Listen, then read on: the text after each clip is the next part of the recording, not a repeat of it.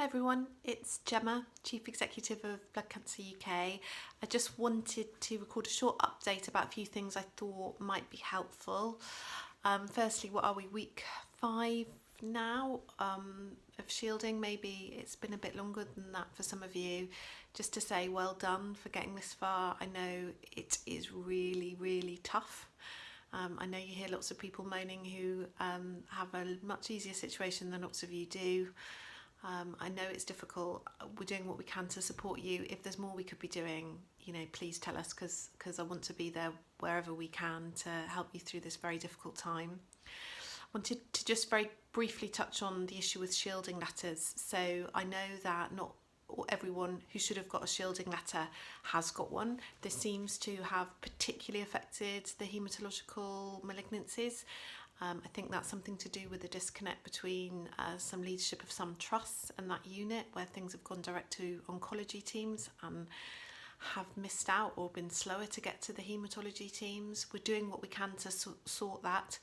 The thing I would urge is that if you think you should have had a letter, the guidance is on our website, and you haven't, even if you have been trying and so far failed to get through to the right people, please keep trying, because it's really important. It's important now because it will help you have the right conversations with employers or supermarkets, so it helps other people understand the support that you need. But it's also going to be important as we start to come out of lockdown and we think about which groups will go first and what requirements and support will be available for different bits of society. And I think if you should be shielding, getting that letter to show that you should be is important.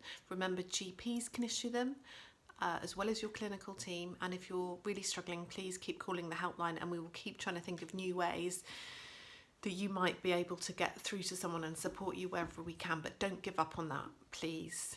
It's really important. We also have just released a patient details card, which is a really easy card to fill in information about you, your NHS number, where you're usually treated for your blood cancer, who your lead clinician is. And you fill it in, it takes about 2 minutes, and then you can print it out or download it to your phone or both. And it means that in the unlikely event that you end up in hospital, not for your blood cancer but for something else, then it allows that treating team to much more quickly contact your blood cancer team, which is very important, that whoever's looking after you understands the interrelationship between whatever treatment they might give you and your blood cancer. And we've just heard a couple of things actually from other vulnerable patient groups where that consideration hasn't been taken into account. So it only takes 2 minutes. Please do it. You probably won't need it, but better to have done it and not need it than the other way round.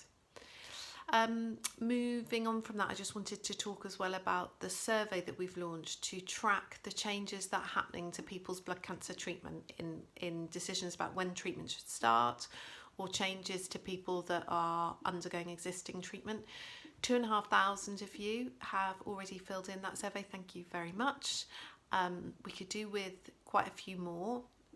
So our ability to make sure that blood cancer patients get the very best treatment pathway through the NHS now, but also the pressure on the cancer teams in the NHS over the coming months, maybe even year, is going to be really acute. And we need to understand what decisions are being made for blood cancer patients, often happening at a local level, at an individual trust level, and what the impact is on them and their treatment is really critical, so that we can advocate for the very best outcomes for all of you. So if you have filled it in, thank you. Could you try and persuade a few others who you know who might also be affected to fill it in? If you haven't, please do fill it in. And if you have filled it in and anything then changes, so a different decision is made, could you fill it in again, so we can track in real time how things are changing around the country, and that will really help us represent you better.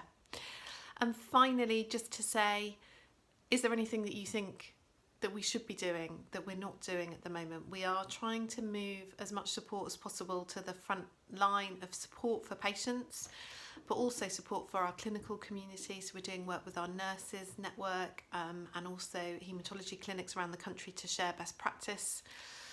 And of course, for our researchers, many of whom have had their life's work disrupted and are struggling to think about how they get it back on track. So we're putting all our resource that we can into that. You know, it's difficult circumstances from an income perspective. So we're also making some savings where we can with delaying projects or pausing things that just don't feel right at the moment, and allow us to put more resource into that. But if you've got ideas and things we're missing, can you tell me? It's nothing like a bit of challenge and help from a broad community to make sure we're getting these decisions right, because some of them are going to be really difficult. So I really appreciate any feedback and support. So thank you very much. Stay safe, stay well, and I'll speak to you again soon. Bye.